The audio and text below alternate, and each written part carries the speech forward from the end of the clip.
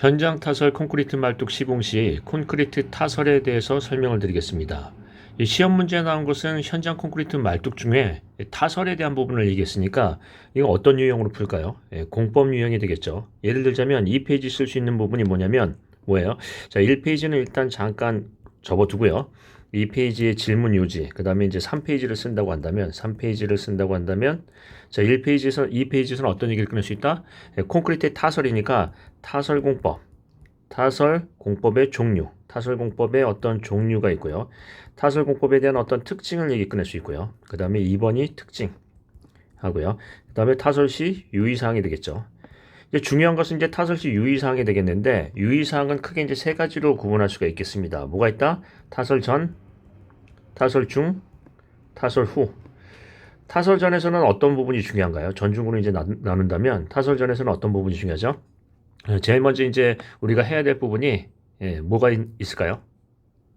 예를 들자면 이제 철근에 대한 그 피복 두께도 중요하고요. 그 다음에 슬라임 처리도 중요하고요. 철근의 공상 이런 부분 있죠. 즉 슬라임에 대한 부분 슬라임 처리, 그 다음에 철근의 공상에 대한 공상 방지 대책, 공상에 대한 오름 방지판 같은 거 얘기하는 거죠. 그 다음에 피복 확보 방안 이런 것들을 하고요. 타설 중에서는 뭐가 중요해요? 연속 타설을 위한 어떤 재료 분리 방지 대책, 재료 분리에 대한 부분을 얘기를 꺼내고요. 타설 후에서는 어떤 얘기를 하죠? 건전도 테스트 해야 되겠죠. 건전도 테스트. 자, 이렇게 해서 이제 품질 관리가 돼요. 자, 그러면 이 페이지에 쓸 수 있는 부분은 타설공법의 종류라고 얘기하지만 제일 많이 쓰는 건 뭐죠? 트래미예요. 트래미 아니면 펌프죠. 펌프. 그래서 트래미 방법을 많이 쓰는데 트래미 위주로 이제 쓰실 수가 있겠고요. 자, 그 다음에 1페이지는 뭘 쓸 수 있나요? 한번 내용을 보시면 개요를 제외하고는 어떤 부분이 있죠? 콘크리트 타설 시에 어떤 타설에 대한 콘크리트에 대한 요구 조건이 있다. 요구 조건이 있다면 요 요구 조건과 같이 커플 대제목이 뭐죠? 요구 조건을 만족하기 위한 품질 기준이 있죠. 아니면 이 콘크리트를 타설할 때 타설을 낸 콘크리트에 대한 어떤 품질상의 문제점이 있다면 문제점에 대해서는 뭐하죠? 목표가 있죠. 타설 목표가 있겠다. 타설 목표 또는 품질 관리 목표라고 표현해 볼까요? 문제점이라고 했으니까 품질 관리상의 문제점이라고 한다면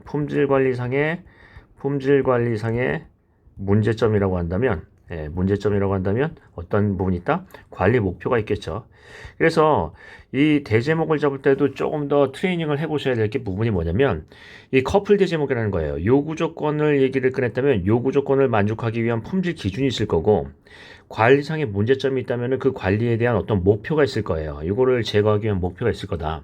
그래서 그런 부분에서 논리적으로 쓴다라는 거고요. 아니면 여러분께서 이제 시방서를 보시면 시방서에는 뭐라고 돼 있나요? 시방서에는 1페이지 뭐가 있죠? 적용 범위, 그 다음에 용어의 정의 이런 부분이 있고요. 그 다음에 나오는 게 뭐죠? 이거 이제 시공을 하기 전에 재료 또는 장비 또는 설비에 대한 부분이 있죠. 그러니까 재료나 장비, 설비에 대한 구성 얘기를 꺼내는 것도 일반적이에요. 그러니까 뭐가 정답이냐라는 것은 가급적이면 이런 부분이죠. 커플 대제목의 연관성이 있어야 되겠고요. 그 다음에 물어본 타설이라는 말과 직접 관련이 있어야 되겠습니다. 그래서 우리 대제목을 잡을 때 1페이지에서는 일하는 요구 조건과 품질 기준, 2하는 품질 관리상의 문제점과 관리 목표, 3하는 적용 범위, 재료, 장비나 설비의 구성 이런 얘기를 꺼낼 수 있어요. 자, 그 다음에 2페이지는 썼으니까 3페이지 한번 가보겠습니다. 뭘 강조할까요? 타설 시에 가장 중요한 게 뭐라고요? 그럼 재료 분리라고 한다면 재료 분리를 방지하기 위한 구체적인 방법을 제시할 수 있어요. 즉 재료 분리의 문제점을 얘기를 하고요. 그 다음에 대안을 제시하는데 이 대안을 어떻게 한다? 경험화, 사례화하는 거죠. 사례화. 예를 들자면 여기 이제 현장 타설 말뚝을 하는데 이 트래미가 관이 위에서 이제 슈트로부터 이제 내려치는 이 트래미 관이 유동을 하면 안 돼요.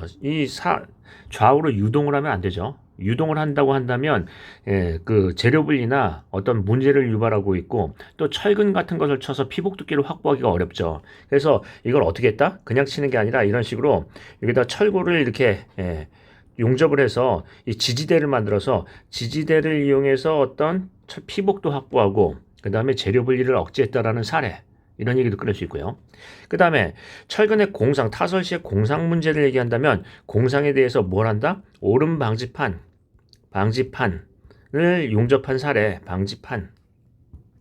방지판을 용접한 사례를 하는 거죠. 그래서 우리 이제 주철근이 이렇게 있고, 그 다음에 예를 들어서 이제 위에 이렇게 띠철근이 있고, 그 다음에 주철근이 이렇게 있다고 친다면, 맨 밑에다 뭘 하는 거예요? 철판을 이렇게 해서 용접을 해서 용접한 부분인데, 이 철판의 티크니스가 얼마고 반경이 얼마고 어떤 용접 방법을 썼다라는 것들을 해서 현장에서 그 오름 방지판에 대한 어떤 효과, 이런 얘기도 꺼낼 수 있고요. 또 어떤 얘기를 꺼낼 수 있나요? 예를 들자면 트레미를 이렇게 타설을 할 때 트레미가 여기 이제 콘크리트가 역류를 하게 돼요. 예를 들자면 뭐 슬라임이라든지 이수라든지 이런 것들이 역류가 하니까 역류 방지하기 위해서 어떤 방법을 썼다? 여기다 개폐면을 단다든가 아니면 플런저식을 썼다라든가 아니면 우리가 이제 얘기하는 밑뚜껑식을 썼다라든가 하는 그런 사례를 쓸 수도 있겠죠. 쓸 얘기는 무궁무진해요. 자, 이런 부분이 있고요. 또 어떤 부분이 있다? 타설 시에 철근의 유동으로 피복 두께가 확보하기 어렵다고 한다면 강의 중에 몇 번 얘기했지만 어떻게 해요? 자, 여기 이제 콘크리트를 현장 타설을 하면은 요 위에 거푸집을 이만큼 올리고 그 다음에 여기 거푸집을 보면 요 부분을 확대를 해보면 평면도를 보면 어떻게 된다? 위에 이만큼 돌출 부위가 있고 거푸집에 대해서 서로 연결을 할 수 있는 이 구멍이 있죠. 여기다 어떻게 하는 거예요? 우리가 얘기하는 턴버클 있죠. 턴버클 같은 것들을 해가지고 여기 이제 나갈 수가 있어서 얘를 회전을 해서 하면 조일 수 있죠. 길이 조정을.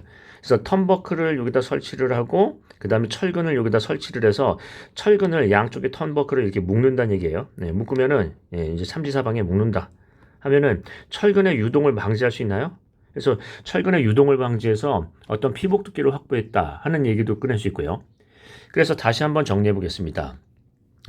이 그 기술사 답안은 가만히 보면은 제일 쉬운 부분이 뭐냐면 시방서처럼 쓰시면 돼요.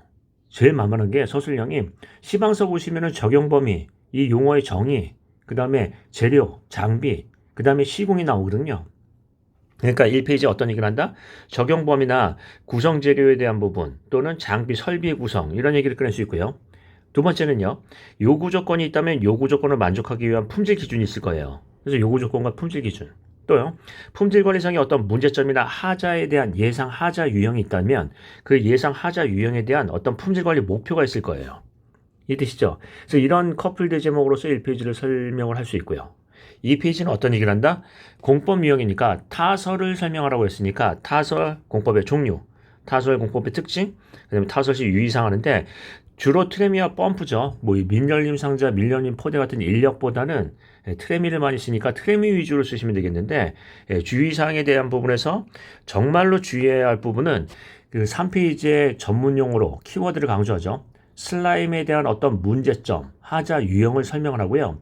우리 현장에서는 슬라임을 이렇게 방지를 했다. 우리 현장에서는 철근에 대한 어떤 공상을 이렇게 방지했다. 우리 현장에서는 철근의 피복을 이렇게 확보했다. 우리 현장에서는 어떤 재료 분리를 이렇게 방지했다라는 사례화된, 경험화된 답안을 쓰시면 가장 우리 점수를 높게 받을 수 있죠. 그래서 이런 의미로 따진다면 기술사 시험이 상당히 쉽다. 좀 이렇게 얘기하면 그렇지만은 어렵지는 않다라는 얘기를 할 수가 있어요.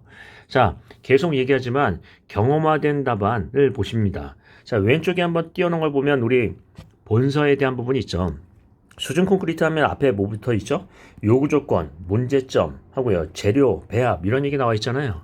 그러니까 이걸 1페이지 쓸 수 있고요. 그 다음에 이제 수준 콘크리트에 대한 타설 방법. 자, 타설 방법 다음 페이지 가보면 타설 방법에서는 이제 트레미하고 펌프에 대한 부분이 주로 나오는데 트레미하고 펌프에 대한 특징을 쓰시고 그 다음에 어떤 얘기를 한다? 3페이지 가시면은 수중에 타설하는 방법 중에서 특히 치기 작업, 즉 타설에 대한 부분이 강조가 되어 있어요. 그래서 타설을 어떻게 해야 된다. 그래서 타설전에 대해서 뭐 슬라임 또 연속 타설을 한다 뭐 이런 부분인데 과연 그럼 연속 타설이나 슬라임 처리를 어떻게 하느냐? 현장에서는 어떤 부분으로 개선을 했냐 하는 거죠. 자, 여러분께서 이제 3페이지 쓰실 때 하나 주의할 점이 있어요. 무슨 부분을 주의하셔야 되냐면 단순 경험. 아, 이거 나 한번 해봤어 하는 단순 경험의 사례를 쓰시면 안 좋아요. 그죠? 뭘 쓰셔야 돼요? 기술 혁신. 기술 있는 기술을 개선을 했다. 원래 이런 공법이 있는데 우리는 이렇게 개선해서 이렇게 품질을 확보했다는 기술 개선 또는 원가 절감 이런 부분을 쓰셔야지 그냥 나 한번 해봤어 하는 건 안 되죠.